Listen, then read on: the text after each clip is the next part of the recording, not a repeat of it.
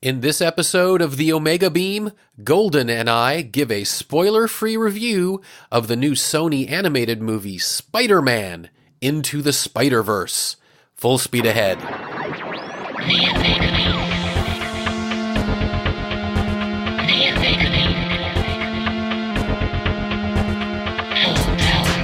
Welcome to the Omega Beam number 27. I'm your host, Oren Merton, and we have something special for you today. I'd planned to release a bunch of pre-recorded conversations, one episode at a time, of the sort of November movies and shows and events and things like that. But this was too good to let sit, so we're releasing it immediately. Last night, we saw a show of Sony Animated Films' Spider-Man Into the Spider-Verse a week before its official release date in the United States of December 14. So because it's not even released yet, we are very, very careful to be spoiler-free. And sorry for any extraneous noise. This was not recorded in a studio. We just had this conversation as soon as the film was finished so we could really get our thoughts out. And that's all the preamble I've got. Here's our discussion. I am here with Golden, and we just saw Into the Spider-Verse. Shall we talk about the circumstances that we got to see it a week before? Well, we joined the AMC Stubs list thingy for the $20 a month, and when we logged on to the app, it kept saying that it was showing tonight, and neither one of us thought that.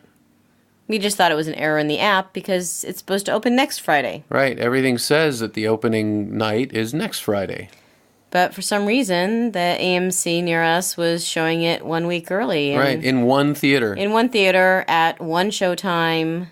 There were still, I think there were probably only about 20 tickets left. Yeah, it sold pretty well. People, I think, just randomly hit on it and went, oh, wow, I want to catch this one. So I didn't really know much about the movie going in. We saw the previews, the trailer, thought it looked fun.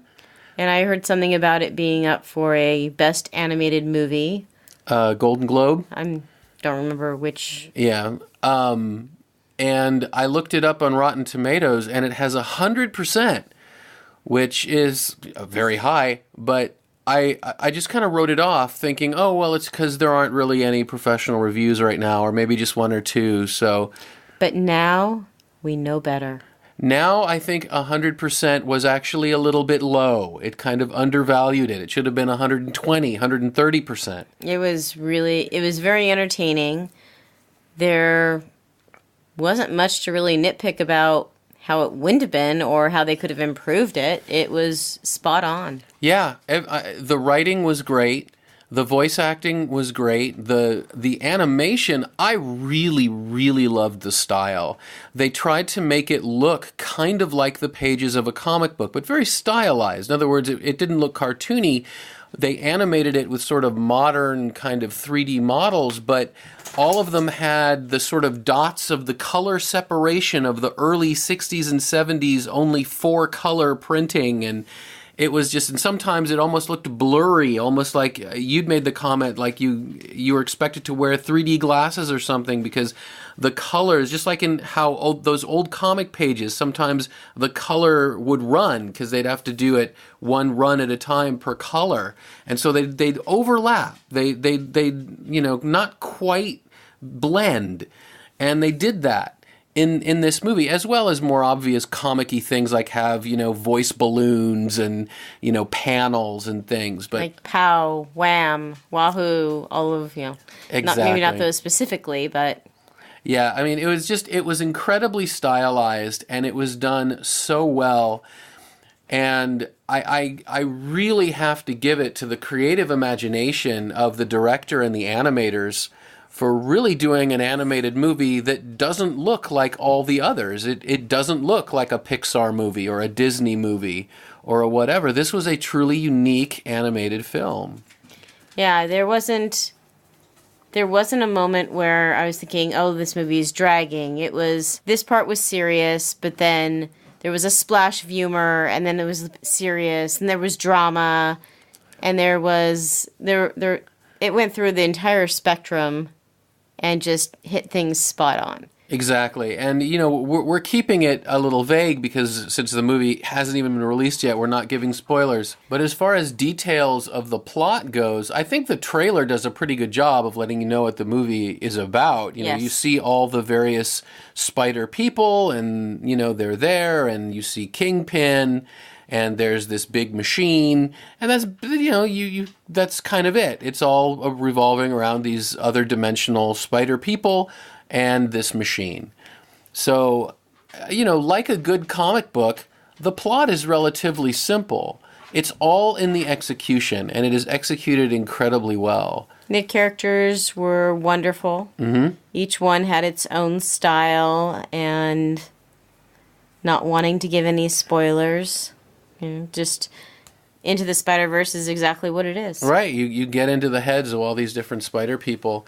And there's a lot of Easter eggs, too. Like, for those who know the comics, you know that Miles Morales, the half-black, half-Latino Spider-Man, was written by Brian Michael Bendis. And when Miles Morales is going through his contact list for people to call, the very first name is B. Bendis. And, part of the way that they... I would say pay tribute to Stan Lee. They do. They pay tribute to Stan Lee in many different ways. Yeah, and he does a cameo in this, like so many of the Marvel movies, and it was beautiful. Well, even though he is gone physically from this world, he is still here in spirit, and it definitely shows, and it's definitely felt, and it was beautifully done in the movie. It was, and I have to say, this was a really good audience to see a movie with as well, because they were clapping. This was an audience that obviously wanted to see this movie a lot, and we really got into it, and it was a tour de force in every possible way, I think. And like other Marvel movies, there is something at the end credits. Of course. Stick around. I don't think you'll be disappointed. Right, the after credits scene is nice, but also this is one where I think most of the Marvel movies, they try and make the sort of credits graphics a little bit interesting, but some are and some aren't. It's just how it goes. But I think they really did a good job with the graphics on this one, which you'd kind of expect because it's an animated movie, so you'd imagine that the animated graphics would have to be quite good. But they really are. They are quite good.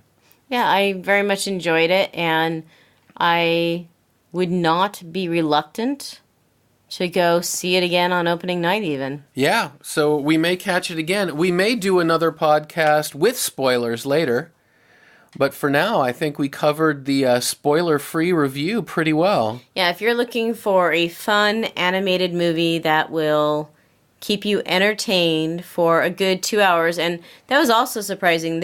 They did maybe one preview before this showing, and that was it. Right, They jumped right into the movie. So it was almost 2 hours, and you're entertained, and you are enthralled, and you are engaged throughout the entire movie. Absolutely. The pacing could not have been better. This is really, I mean, if I were an animator, I would be using this movie as a template for what you can do in animation. This was really a winner. So, yeah, if you love animated movies, if you love comic book movies, if you love just entertaining films, this is one to catch. Definitely. All right. Thank you, Golden. You're welcome. And that's it for this episode. You can find the show notes at theomegabeam.com/27. If you liked this episode, please leave a review in the Apple Podcasts app or iTunes or wherever you listen to podcasts. If you have any questions or comments or suggestions or anything, please drop us a line at info@theomegabeam.com. Be good to yourselves and each other, and we'll catch you next time.